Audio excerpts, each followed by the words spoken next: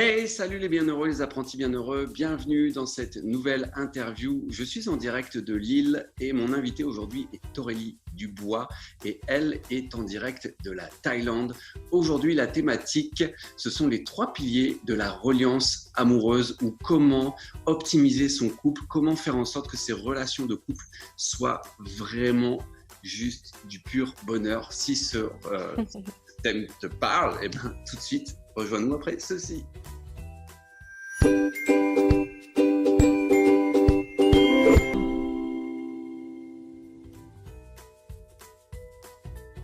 Salut Aurélie, comment vas-tu?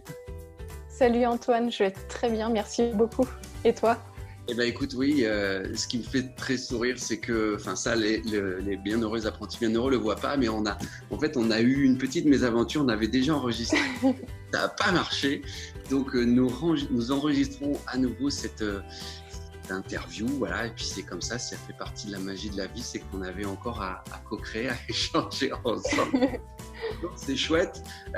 Donc toi, tu es en direct de la Thaïlande et j'ai voulu, faire appel à toi ou mettre en lumière ton travail parce que nous faisons des choses assez similaires qui est dans le fait de pouvoir, il y a plusieurs plans. Il y a aider des entrepreneuses de cœur puisque tu es aussi une entrepreneuse de cœur et il y a aussi le fait de pouvoir harmoniser ces relations de couple aujourd'hui. Donc, le meilleur moyen pour que tu puisses te présenter, c'est que je te laisse la parole voilà. Donc, je vais juste te dire qui es-tu et qu'est-ce qui a fait que tu en es arrivé à ce que tu es aujourd'hui d'accompagner des entrepreneuses de cœur et des couples. Voilà. Ok. Écoute, merci beaucoup déjà Antoine pour cette prise de parole.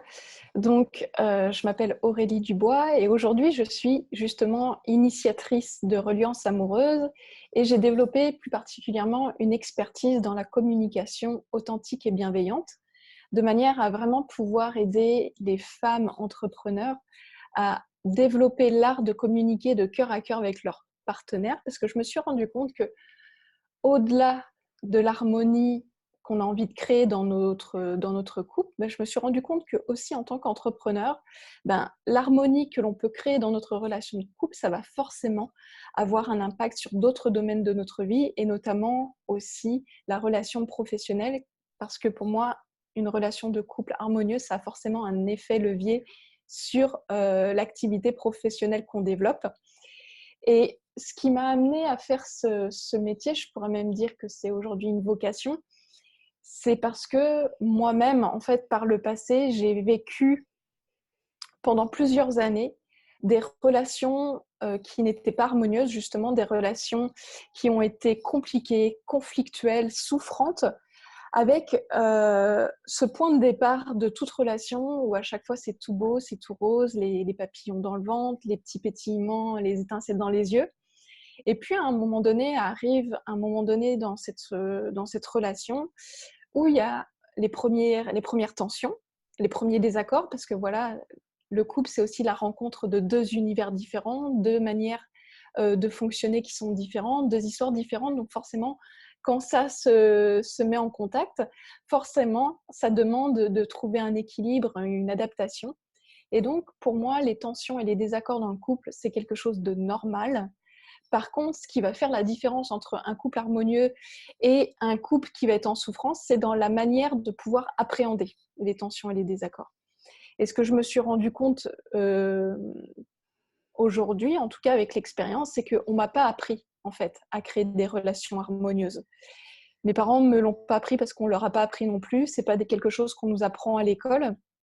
Et donc, j'ai dû apprendre par moi-même, au travers des aléas de la vie, que créer une relation de couple harmonieuse, ce n'est pas forcément simple. Parce que justement, voilà, j'ai enchaîné plusieurs relations où je me suis rendu compte que j'arrivais à créer en fait le même schéma relationnel avec des personnes qui pourtant étaient complètement différentes en termes de physique, en termes de caractère. Et donc, à un moment donné, je me suis questionnée, je me suis dit, qu'est-ce qui fait que je me retrouve confrontée aux mêmes problématiques, aux mêmes souffrances, alors que pourtant les partenaires sont complètement différents? Est-ce que c'est une question de malchance ou est-ce qu'il y a quelque chose chez moi qui fait que j'attire ces personnes, j'attire ces challenges de vie? Et donc, le dénominateur commun que j'ai trouvé à toutes ces relations, c'était moi-même. Donc, j'ai décidé de me questionner, d'aller trouver les réponses que je cherchais. Et donc, la vie est bien faite, c'est que quand on se pose des questions claires, eh ben, on trouve des réponses claires qui viennent à nous par différents biais. Et donc, j'ai commencé à rentrer dans la voie du développement personnel et à comprendre qu'en fait, de par mon éducation, j'avais développé un système de croyances qui me limitait dans le fait de créer une relation de couple harmonieuse. Ça me limitait dans la vision que j'avais de moi-même, la vision du couple, la vision du rôle de l'homme et de la femme. Et donc, à un moment donné, voilà, j'ai fait ce travail de me libérer de mes croyances limitantes, me libérer de mes blocages, de mes peurs, de mes blessures. Au départ, j'ai voulu faire ça toute seule, donc j'ai perdu un bon nombre d'années de temps et d'énergie, mais ça a été quand même intéressant. Mais aujourd'hui, avec le recul, je me suis dit que si je devais recommencer, directement, je passerais par des thérapies et des coachs pour régler en quelques semaines ce que je me suis galérée à régler des fois en plusieurs mois, voire des années.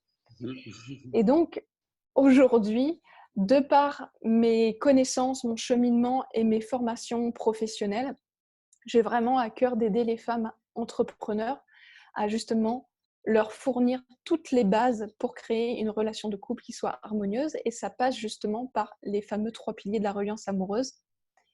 Et donc, pour moi, le premier pilier, je vais en parler vite fait. Le premier pilier de la reliance amoureuse, c'est que je considère qu'on a tous, en tant qu'être humain, un réservoir d'amour qui est plus ou moins rempli. Et quand on rentre dans une relation, on a cette fâcheuse tendance à croire que le rôle du partenaire, c'est de remplir notre réservoir d'amour. Et donc, ça crée de l'attachement, ça crée des attentes, ça crée des frustrations et surtout, ça crée une dépendance affective qui fait que tout ça, ça engendre des conflits, des disputes et de l'éloignement. Donc, la première chose que j'invite et que je transmets à mes clientes, c'est comment il est possible de remplir soi-même son réservoir d'amour pour être beaucoup plus rayonnante, beaucoup plus heureuse et surtout beaucoup plus attractive aux yeux du partenaire de façon à pouvoir trouver un équilibre et cheminer côte à côte plutôt que l'un contre l'autre ou l'un sur l'autre et que ça crée des tensions. Ensuite, au niveau justement du deuxième pilier, c'est que je me suis rendu compte qu'en fait, il existe des activateurs de conflits qu'on emploie quotidiennement sans s'en rendre compte dans la relation. Et ces activateurs de conflits, le fait qu'on les emploie sans s'en rendre compte, eh bien, ça crée aussi des tensions, ça engendre du conflit et surtout, ça les alimente. Il y en a 3, par exemple, que je peux te citer. C'est les reproches, les critiques et les jugements. Qui ne s'est pas retrouvé confronté à des reproches, critiques au jugement du partenaire et du coup, on se retrouve avec le cœur complètement fermé. Ou alors, tout simplement par maladresse, jouer ce jeu-là avec le partenaire et se dire, bah tiens, je comprends pas pourquoi il s'est braqué, pourquoi il prend la fuite, ce genre de mécanique qui fait que ça ferme le cœur. Donc voilà pourquoi c'est important aussi de déceler les 11 mécaniques de conflit qui ont cette tendance à fermer le cœur du partenaire et aussi à fermer notre propre cœur. Et une fois qu'on arrive à déjouer ces mécaniques, parce qu'on les connaît, on les comprend, on les évite et c'est important justement de passer au 3e pilier de la reliance amoureuse qui est pour moi le fait de développer l'art d'une communication qui soit authentique et bienveillante. Et donc, quand on développe une communication qui est authentique et bienveillante, ça permet de pouvoir s'exprimer de façon à être mieux écoutée, mieux comprise et mieux soutenue par le partenaire. Et puis d'offrir la possibilité à notre partenaire aussi de mieux nous comprendre, tout simplement. Donc, voilà les 3 piliers aujourd'hui que je transmets à mes clientes pour qu'elles puissent vraiment s'épanouir au sein de leur relation de couple et surtout que leur partenaire aussi puisse s'épanouir à leur côté. Ok, cool. Il y a une question qui me vient. Est-ce que, justement, je suppose que oui, mais j'ai quand même envie de te la poser. Est-ce que tu as eu l'occasion, justement, de vérifier par toi-même ces 3 piliers? Est-ce que ça crée comme relation pour toi ou les personnes que tu attires à toi? Est-ce que tu peux nous donner, toi, ton retour là-dessus? Ah bah oui, c'est une expérience de tous les jours. Je vois bien que, ne serait-ce qu'en termes de réservoir d'amour, les moments où je ne suis pas connectée en étant pleinement amoureuse de moi-même, pleinement confiante, eh bien, je vais avoir des émotions qui vont être plus de l'ordre de l'inconfort. Et quand je suis dans l'inconfort, je vais adopter des comportements, je vais penser d'une manière différente, je vais me comporter de manière, on va dire, plus maladroite Ok. avec les personnes que j'aime, que ce soit le partenaire, que ce soit la famille, les amis. Alors que quand j'ai pleinement confiance en moi, que j'ai cette capacité à prendre soin de moi-même en priorité, eh bien, je me suis rendu compte que ça permettait aussi justement d'être moins dans l'attente vis-à-vis des personnes que j'aime. Et donc, ça apporte beaucoup plus de légèreté dans la relation parce que moins de pression qui est sentie par rapport aux autres. Ok. Et puis après, pareil, en termes de communication, je crois qu'on peut tous l'expérimenter chaque jour. Si on est constamment dans le mode reproche, jugement, critique, à constamment avoir le focus sur le négatif ou pointer du doigt les choses qu'on n'aime pas, qu'on ne veut pas, forcément ça ferme le cœur. J'aime bien cette image, tu sais, du mimosa sensitif, où tu sais, quand tu touches les feuilles du mimosa, en fait, elles se rétractent comme ça. Pour moi, quand on utilise un activateur de conflit sans qu'on s'en rende compte, eh bien en fait, on va venir toucher le cœur du partenaire qui va venir se rétracter, se fermer. Et en général, ça met un temps avant de se réouvrir, tu vois. Et donc, si on passe son temps à utiliser ces activateurs, à un moment donné, on ne laisse même plus la possibilité à la fleur ou au cœur de se réouvrir pleinement. Donc, c'est pour ça que c'est important de pouvoir connaître toutes ces bases pour offrir la possibilité au partenaire de réouvrir son cœur et puis aussi le nôtre. Parce qu'on peut pas, on n'a pas forcément l'élan de vie et l'instinct de vouloir rendre l'autre joyeux quand on a le cœur fermé. Ok. Voilà l'expérience pour ma part en tout cas. Oh, super, ça marche. Et est-ce que c'est une pratique qui te rend plus heureuse dans ton quotidien? Bien sûr, c'est une pratique qui me rend plus heureuse parce que déjà, je gagne beaucoup plus en autonomie. Oui. Et si je gagne en autonomie dans mon bien-être et mon bonheur, forcément, je gagne aussi en confiance et en assurance. Et quand on gagne en confiance et en assurance, forcément, on dégage une espèce de rayonnement, on dégage un pétillement qui fait qu'on est beaucoup plus attractif aux yeux des personnes que l'on aime. Et ça, c'est super puissant aussi dans la dynamique de couple, tu vois. Ok. Ok, super. Alors, ça va me permettre de rebondir sur le fait, pour toi, c'est quoi la définition du bonheur? Comment tu définirais ce joli mot? Ouais. Alors, je te répondrai en deux temps. La première, c'est que la Aurélie du passé, elle t'aurait dit le bonheur, c'est dans le fait d'être joyeuse tout le temps. Rechercher la joie à temps plein. Tu vois, quelque chose de linéaire comme ça. Et je me suis rendu compte qu'en fait, quand je cristallisais sur le fait d'être absolument joyeuse, en fait, ça créait de la souffrance. Ça créait de la souffrance quand justement j'y étais pas. Et donc aujourd'hui, pour moi, le bonheur, c'est dans le fait d'avoir cette capacité d'accueillir toutes les émotions, de pouvoir m'accueillir dans tout le panel de mes émotions et du coup d'accueillir aussi la vie telle qu'elle est. Donc dans ces moments de joie, mais aussi dans ces moments challengeants, parce qu'aujourd'hui, je pars du principe que les challenges sont là aussi pour nous faire grandir et évoluer. Ok, super. Et comment tu mets en pratique justement ce bonheur ou cette définition du bonheur dans ton quotidien? Je dirais qu'aujourd'hui, le bonheur, c'est comme un muscle. Ça s'entretient, tu vois. C'est comme, par exemple, si on a envie d'avoir un corps tonique, en forme, énergique, musclé, c'est important de pouvoir mettre son corps en mouvement, d'aller peut-être à la salle de gym, d'aller chercher un coach pour nous soutenir dans cette démarche. Et aujourd'hui, je me suis rendu compte que le bonheur, c'est pas quelque chose euh, qu'il faut pratiquer de temps en temps. En fait, c'est quelque chose qui se pratique sur le long terme. Et donc, j'ai mis en place des routines quotidiennes, personnelles, qui me permettent justement de pouvoir muscler mon bonheur, entre guillemets, en tout cas de me connecter à mon bonheur. Et donc, ça passe par des rituels où je mets mon corps en mouvement. Ça passe aussi par le fait de pouvoir être connecté à la gratitude, le fait de pouvoir apprécier aussi le moment présent, apprécier ce que j'ai dans la vie, dans le fait aussi de pouvoir être toujours connecté à la vision de ce que je veux par rapport à mes rêves, mes aspirations, mes désirs, que ce soit sur le petit, moyen ou long terme. Donc voilà, c'est plein de petits exercices comme ça où j'ancre dans mon quotidien, dans ma vie, des habitudes pour pouvoir justement bénéficier de ça sur le long terme. Cool.